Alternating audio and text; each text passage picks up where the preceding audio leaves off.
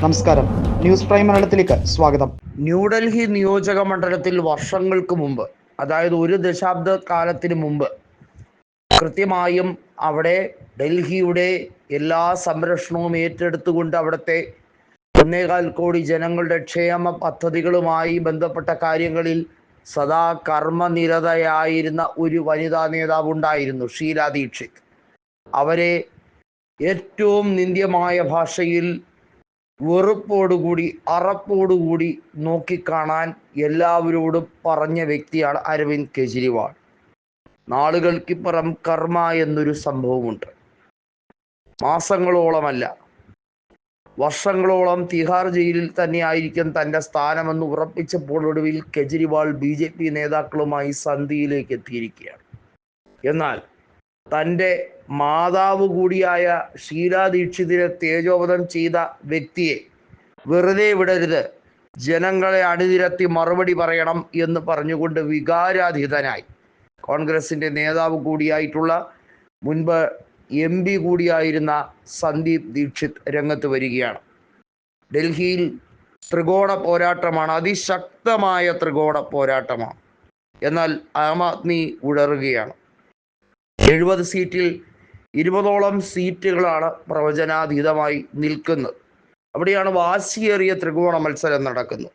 അതായത് ഏത് പാർട്ടി ജയിക്കുമെന്ന് വോട്ടെണ്ണി കഴിഞ്ഞതിന് ശേഷം മാത്രമേ പറയാൻ കഴിയൂ. ഇപ്പോൾ തന്നെ നിലവിലുള്ള ചാനൽ സർവേ ഫലങ്ങളിലൊക്കെ വലിയ തോതിൽ പറയപ്പെടുന്നത് ആം ആദ്മിക്ക് കേവല ഭൂരിപക്ഷം ലഭിക്കില്ല, BJPക്കും അത് ലഭ്യമാകാൻ സാധ്യതയില്ല. കോൺഗ്രസ് 18 മുതൽ 20 വരെ പരമാവധി പിടിക്കാം എന്ന ഒരു ഗ്രാഫിലേക്കായിരുന്നു കഴിഞ്ഞ വർഷം അവസാന പാദത്തിലേക്ക് എത്തിയപ്പോൾ സർവേ ഫലങ്ങളിൽ പലതിലും വന്നതെങ്കിൽ ഇപ്പോൾ ഒരു പടി കൂടി കടന്ന് അത് 30ലേക്ക് എത്തും എന്ന രീതിയിലേക്ക് ഗ്രാഫ് ഉയരുകയാണ്.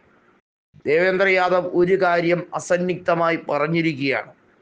കോൺഗ്രസ് വെറുതെ ആം ആദ്മിയോട് പൊരുതാനല്ല ഇത്തവണ മത്സരിക്കുന്നത്. കോൺഗ്രസിൻ്റെ പ്രധാന എതിരാളി വർഗീയതയെ ചെറുത്തു തോൽപ്പിക്കാൻ തന്നെയാണ് ഇന്ത്യൻ നാഷണൽ കോൺഗ്രസ് നിലനിൽക്കുന്നതെങ്കിൽ പോലും ആ വർഗീയതയെ പ്രോത്സാഹിപ്പിക്കുകയും ഒപ്പം കോൺഗ്രസിനെതിരെ കല്ല് വെച്ച നുണ, വിഷം വമിപ്പിക്കുന്ന രീതിയിൽ പറഞ്ഞ് എല്ലാവരെയും ഇളക്കി വിടുന്ന അരവിന്ദ് കെജ്രിവാളിനെതിരെയുള്ള ഒരു പോരാട്ടം കൂടിയാണിത് ഡൽഹി തെരഞ്ഞെടുപ്പെന്ന് കൃത്യമായി തന്നെ ദേവേന്ദ്ര യാദവ് പറഞ്ഞിരിക്കുകയാണ്. ലോക്സഭാ തെരഞ്ഞെടുപ്പിൽ കോൺഗ്രസുമായി സഖ്യം ചേർന്നതിനെ പറ്റിയുള്ള കാര്യങ്ങളിൽ കൃത്യമായിട്ടുള്ള ഒരു നിഗമനത്തിലേക്ക് കോൺഗ്രസ് എത്തുകയാണ്. ആം ആദ്മി കോൺഗ്രസിന് വേണ്ടി പ്രവർത്തിച്ചില്ല, എന്നാൽ കോൺഗ്രസ് ആം ആദ്മിക്ക് വേണ്ടി പ്രവർത്തിച്ചു. എന്നിട്ടും അവർക്ക് ഒരു MP പോലും ഡൽഹിയിൽ സൃഷ്ടിക്കാൻ കഴിഞ്ഞില്ല. പഞ്ചാബിൽ അവർ കാല് തെറ്റിയിരിക്കുകയാണ്. ഇതുതന്നെയാണ് തുടരുന്നതെങ്കിൽ വളരെ വൈകാതെ ആം ആദ്മി ഇന്ത്യയിൽ നിന്നും അസ്തമിക്കും.